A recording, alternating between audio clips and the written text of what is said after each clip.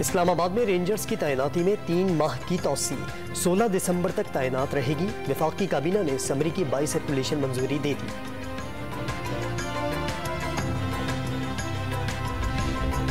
शहबाज शरीफ और उनके बेटे Hamza Shahbaz FIA money laundering case से बरी। अदालत के बाहर लीगी कारकुनों का जश्न। माजी में इदारों को यरगमाल बनाने के बावजूद अदालत और आवाम में सुरखरू हुए। वजीर आजम शहबाज शरीफ और हमजा का फैसले पर इजहार इत्मीनान।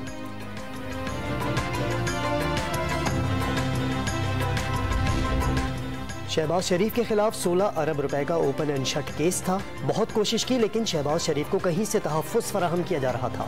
साबिक वज़ीर आज़म इमरान खान का दावा 3.5 साल तक जिम्मेदारी मेरी लेकिन हुक्मरानी किसी और की थी। इमरान खान की लाहौर में गैर रस्मी गुफ्तगू।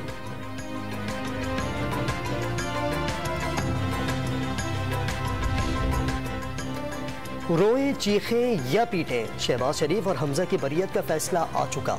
झूठे केसेस बनाने वालों को शर्म से डूब मरना चाहिए। वफाकी वज़ीर इत्तलात मरियम औरंगज़ेब का रद्द-ए-अमल।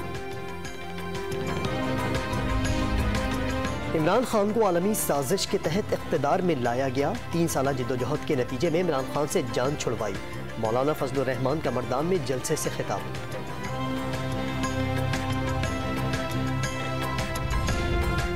ममनुआ फंडिंग केस में PTI के रहनुमा हामिद जमान ने जमानत की दरख्वास्त दायर कर दी। एडिशनल सेशन जज कल समाप्त करेंगे।